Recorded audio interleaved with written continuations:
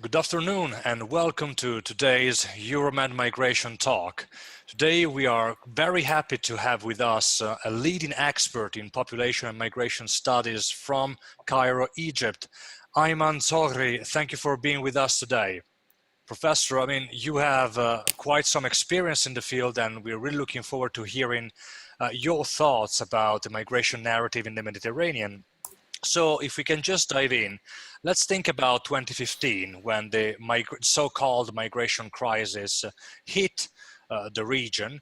And since then, we see how the migration narrative in the Mediterranean has been strongly polarized. Now, do you think that the COVID-19 pandemic has actually reinforced this polarization? And if so, how has it done so? Well, the migration narratives in the Mediterranean is always polarized. So it's not actually related to the what's called migration crisis in 2015. I remember that migration crisis actually was not a migration crisis. It is migration is not a crisis. It is political crisis in Syria, not a migration crisis. And also, it's not migration crisis for everyone. It is been regarded from the European side as a migration crisis. But actually from the side of Syria, for instance, from the side of refugees themselves, from the side of migrants themselves, it's a heaven, not crisis, just to escape the threats in Syria.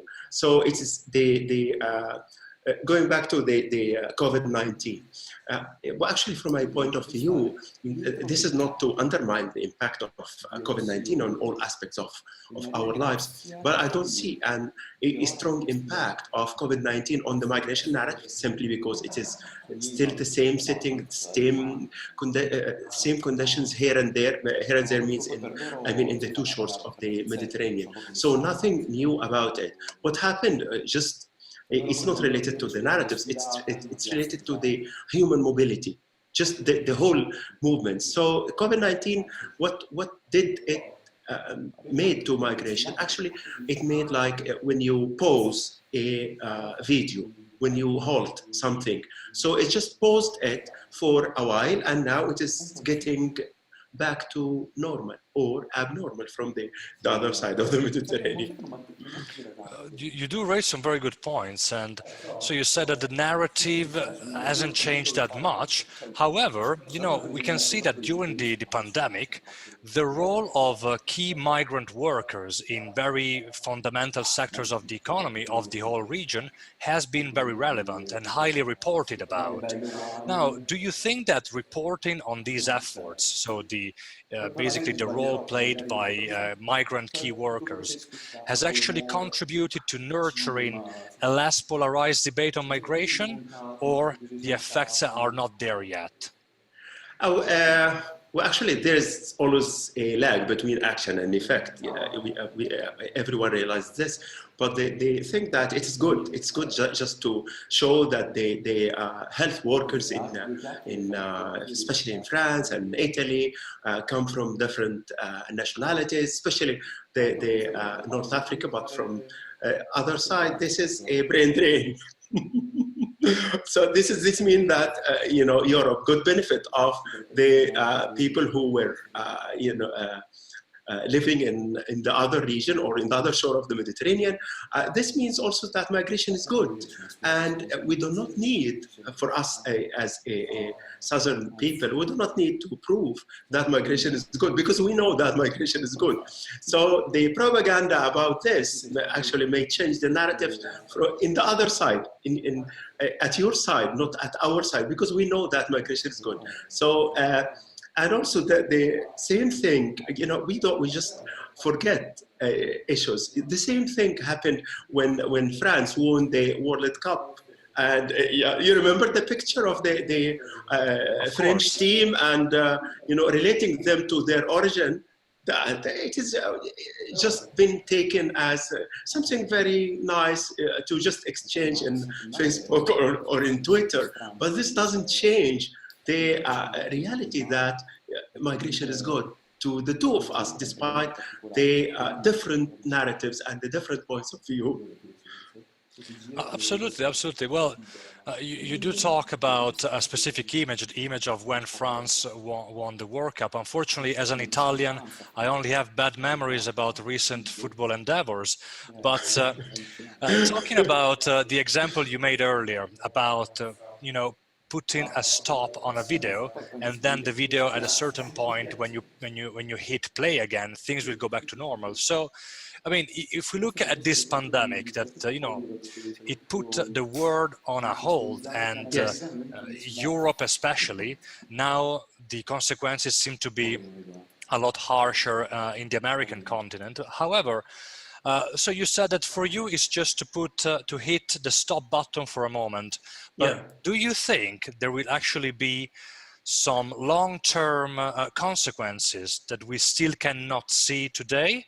Or do you think that everything will just go back to normal, and even people in your field, researchers in population and migration studies, will have to reconsider how migration is perceived today?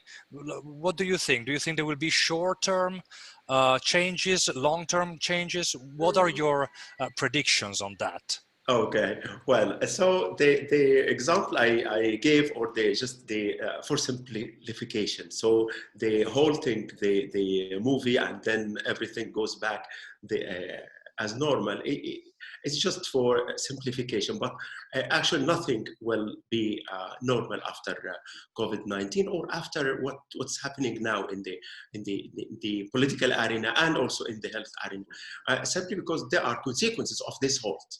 There are consequences of this halt in the near future, and also in the way the two shores of the Mediterranean look at migration. Simply because, first of all, the importance of selectivity of migration. Now Europe will be more selective in the issues of migration. Well, for instance, will allow more physician doctors to come, simply because they felt the need of more physician doctors because of the pandemic. Other thing that they staying at home for more than 100 days, like myself and many people in the world, showed the importance of technology. And to the extent that we're doing this by using technology, instead of you send someone from your office in Cairo to interview me physically or something like that. So this will change the realities of migration as well, simply because this will increase the outsourcing. It means I don't need Ayman Zohry to come to Rome in an office to manage a project on migration in the Mediterranean. I can hire him while he's at home in Cairo.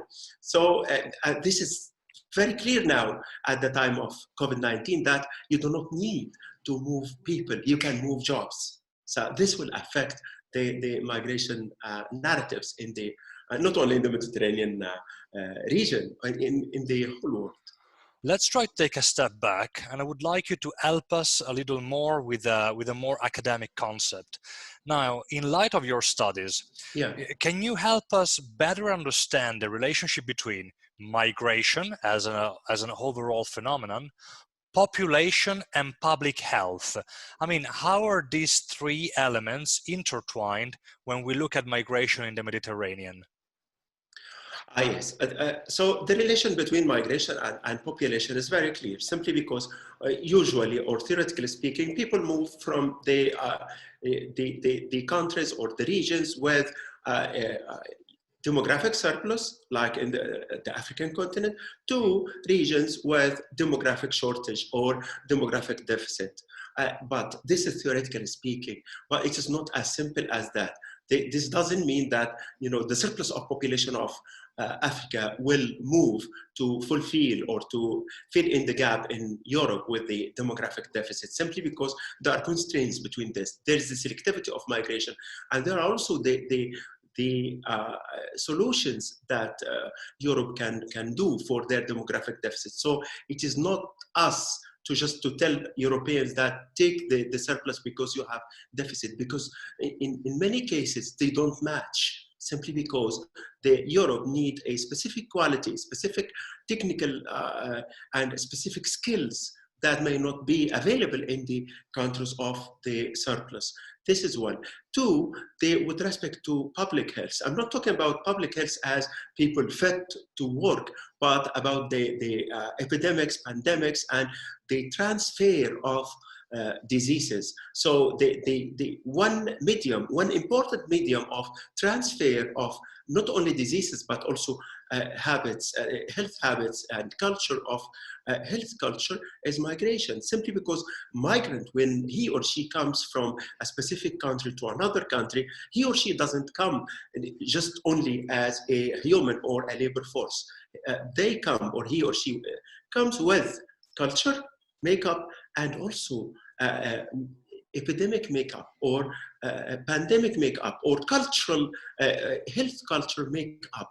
So, this means that even migration doesn't only distribute humans over the globe, but also distribute the incidences of the prevalence of diseases and prevalence of cultural habits related to disease and health. I see. So there seems to be also an important issue with dialogue, and try to make the parties understand, all the parties involved, from the countries that are, let's say, in surplus, and then whose population is moving towards countries that are in deficit. So dialogue seems always to be kind of a debatable issue, because Yeah. on one side you have the facts, and then on the other side you have the emotions of the people that need to work and to basically apply integration initiatives and policies. Now, when we talk about dialogue, a lot of focus in discussing the migration narratives is on the media. Yeah. However, I would like to check with you, what can be the role of academia in promoting a better dialogue to rebalance the migration narrative? So what is your suggestion to promote dialogue within this scope, within the academic world, to rebalance the migration narrative? I mean, is it possible that academics engage in a way that affect the way migration is perceived in the region? Yes, of course. First of all, there is a good relation between academics in the two shores of the Mediterranean. I myself have very good relations with peer colleagues in migration research in Europe and in France, Italy, Greece, and all countries of Europe. So the relation is really good at the academic level. The role of academics, actually, we produce knowledge. So even, when the media people, when the politicians talk about migration, their talks are based on what we produce, because we produce the basic knowledge that decisions of politicians or even the media campaigns can be based on. So this is the very important role of academics. I see. Now, talking about dialogues, as an Egyptian professor, I would like to mention to you something that has been studied in a British university, which is the so-called Salah Effect. Of course, I'm discussing about a prominent footballer, Mohamed Salah, who is probably one of the strongest footballer in the world today, probably one of the strongest Egyptian footballer ever. There are some studies that indicate the following. So in certain areas of the city of Liverpool and outside Liverpool, where a stronghold of Liverpool supporters live, the attitudes of people living in these communities towards Islam has dramatically improved together with Salah's outstanding performance. Now, and this is the so-called Salah Effect. You can check it in Stanford magazine. So there is actually... I read about it. It's Alexandra Ziegel, a postdoctoral scholar at Stanford's Immigration Policy Lab. So they actually... So there is tangible research that shows how, let's call them, these champions of migration are actually making an impact in integration policy and in rebalancing the migration narrative. I think there is even a chant by Liverpool supporters that says something along the line, and if Salah scores one more goal, I will be a Muslim as well. Of course, there is a bit of, a bit of play, of word play, and Yeah. usually that community is always quite, they like humor. Now, do you think that champions of migrations or, highlighting these exceptional individuals can actually help rebalance the narrative in receiving countries and across the region? What are your thoughts on this? Of course, first I'm proud that Salah is from my country. And actually the Salah effect is very important in balancing the narrative and also in accepting the other in Europe. But how many Salah we need? This is the issue. So Salah is an exception. Salah is just an icon that can be used by media, but we need many Salahs. Yeah, that's a good point. And talent is a scarce good. Of course. Professor, just to conclude, this is something that I have asked all other previous people we interviewed. Yeah. Because it's a huge dilemma, not only on migration, but for especially communication practitioners. Yeah. The so-called facts versus emotion debate, or facts versus emotion dichotomy. Yeah. Now, some people say that the narrative, let's say the migration narrative, influences policymaking, and some other actually say that policymaking influences the narrative. Now, to conclude, what are your thoughts on that? So where is the chicken and where is the egg? Actually, it's very difficult to say where is the chicken and where is the egg, but I think there's another element is missing from this equation, which is the economy. The debate on migration is settled by the need for the economy. It's not settled by politicians, by the way. I always say this. So the debate actually is not between the acceptance of people and the left and right and versus the politics. It is between politics and the economy. So what determines actually who comes and who stay behind the borders is the economy, not the policy. The determinant of migration actually is the economy, not anything else. Or you can say that 90% of the decisions about migration are made by the need of the economy rather than the will of the politicians or their desires or their speeches just to attract people to re-elect them.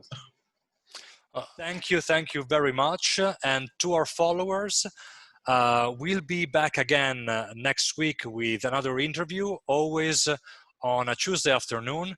Professor Ayman Zohry, thank you again. Have a great day. Thank you very much. Thank you. And we'll be in touch very soon. Thank you. Thank you. Bye.